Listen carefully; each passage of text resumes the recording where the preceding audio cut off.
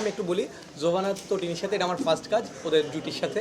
আমার অনেকগুলো কাজ করা হয়েছে, অনেক দিনের ইচ্ছা ছিল যে ওদের জুটিটা নিয়ে কাজ করব, কিন্তু কোনোভাবে গল্প ম্যাচ করছে না বা আমাদের তিনজনের একটা পছন্দ মতো গল্প হচ্ছে না। তো অবশেষে আমরা সবাই মিলে একটা সিদ্ধান্তে আসলাম, একটা গল্প করব। গল্পটার নাম হচ্ছে প্রিয় নামে ডেকো। সো এই গল্পটা আমার গল্পের ডিরেকশন আমার আছে, আর চিত্রনাট্যে তাওকির ভাই আছে, সাথে আমিও আছি, দুজন মিলে চিত্রনাট্য করা আছে। সো আমরা ট্রাই করছি যে যতটা ভালো করা যায়। রোজার ঈদে এই কাজটা আসবে।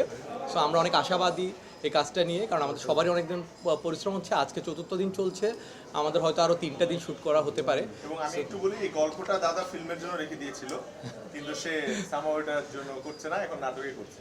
আচ্ছা, এই গল্পটা আসলে আমরা অনেক দিন আগেই লেখা গল্পটা, 2-3 বছর আমার ইচ্ছা ছিল একটু বড় পরিসরে করা।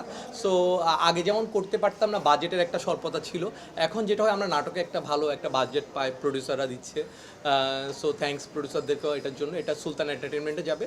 তো এই জন্য আমরা চিন্তা করলাম যে আমরা একটু, যেহেতু আমাদের নাটকের এখন দর্শক অনেক বেড়েছে, অনেক দর্শকরা অনেক ভালো ভালো কাজ দেখতে সব সময় আগ্রহী থাকে, তো আমরা চিন্তা করলাম যে আমরা এই কাজটা একসাথে করি, ভালো কিছু দেই।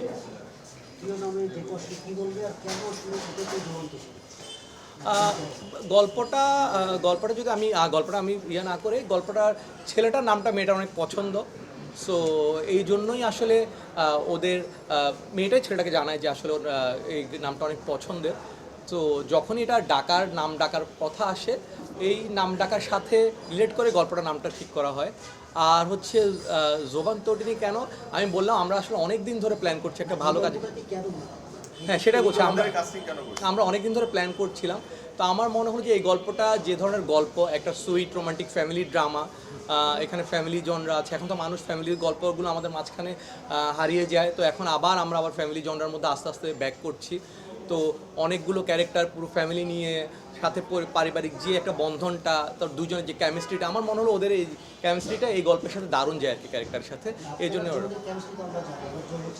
হ্যাঁ হ্যাঁ, আমার জোভানের আসলে অনেক ভালো ভালো কাজ আছে, আমাদের কেমিস্ট্রি ভালো যায়। তো ওটাই নিয়ে হচ্ছে ক্যারেক্টারটার, মেয়েটার যে মিষ্টি ব্যাপারটা, সুইটনেস ব্যাপারটা, আমার যখনই আমরা আসলে গল্প নিয়ে চিন্তা করছিলাম, আমি আর জোভান, আমি একটু বলে আমরা তখনই বারবার বলছিলাম যে এই গল্পটা ক্যারেক্টারটা তটিনীর সাথে অনেক ভালো যায়, যেভাবে আসলে ওকে আমরা স্ক্রিনে দেখি, সুন্দর মিষ্টি ব্যাপারটা।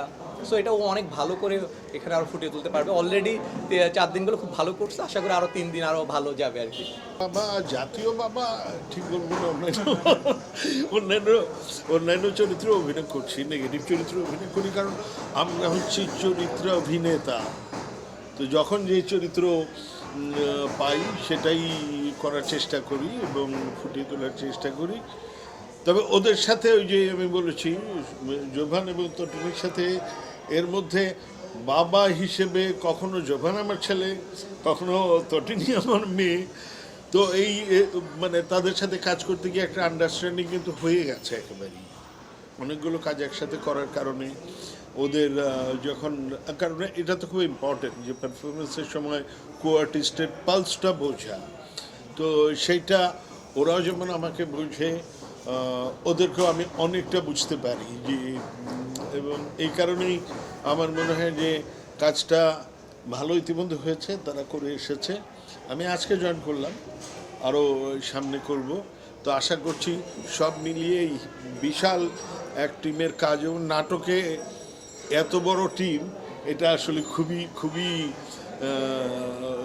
মানে ব্যয়বহুল তো অবশ্যই, এবং খুব ম্যানেজ করাটা খুব কষ্টকর। এবং শুনছি সেই নবাবগঞ্জ যাচ্ছেন, সেই গাজীপুর যাচ্ছেন, এইখানে আবার এখানে, মানে একটা নাটকে এত ছড়িয়ে কাজ খুব কম ডিরেক্টরই করে। এর মধ্যে প্রবীর রায় চৌধুরী করেছেন।